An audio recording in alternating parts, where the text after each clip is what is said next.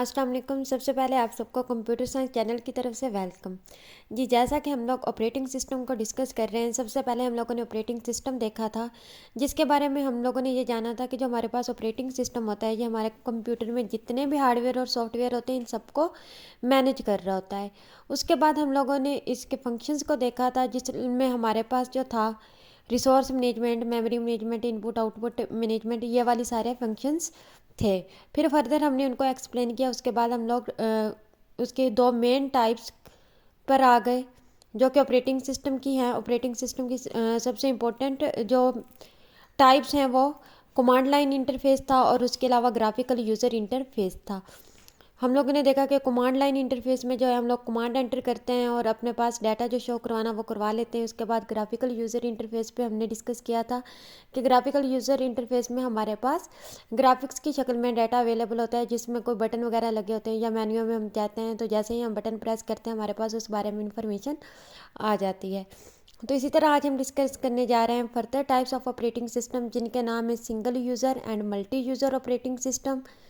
Batch processing operating system के बारे में पढ़ेंगे, टाइम शेयरिंग ऑपरेटिंग सिस्टम और real time processing operating system. सबसे पहले जो है हम लोग single user and multi user operating system को देखते हैं कि एक ऑपरेटिंग सिस्टम जो है अगर सिंगल यूज़र उसको यूज़ करे तो क्या होता है, और अगर एक ही ऑपरेटिंग सिस्टम को मल्टीपल यूज़र से यूज़ कर रहे हो तो इसकी परफॉर्मेंस पे क्या इफेक्ट होगा।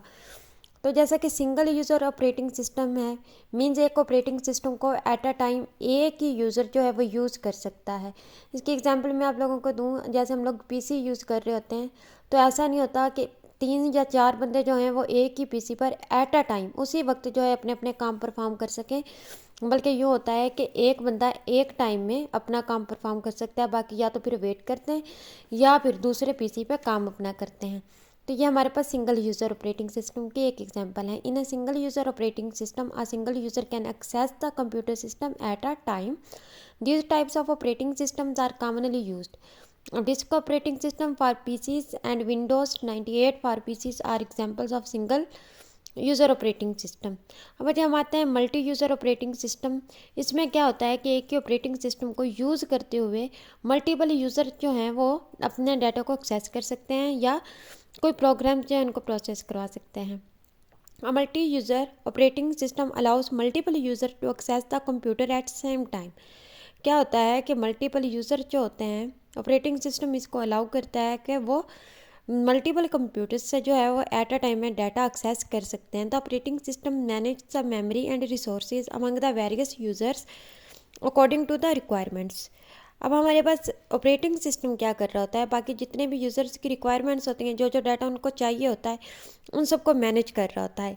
Linux and Unix are examples of multi user operating system. ये दोनों क्या हैं, मल्टी यूज़र सिस्टम की जो हैं वो बेस्ट एग्जांपल्स हैं। उम्मीद करती हूँ कि आप लोगों को सिंगल यूज़र और मल्टी यूज़र ऑपरेटिंग सिस्टम की समझ आ गई होगी। अगर आप लोगों का कोई क्वेश्चन है तो आप लोग कमेंट सेक्शन में कर सकते हैं।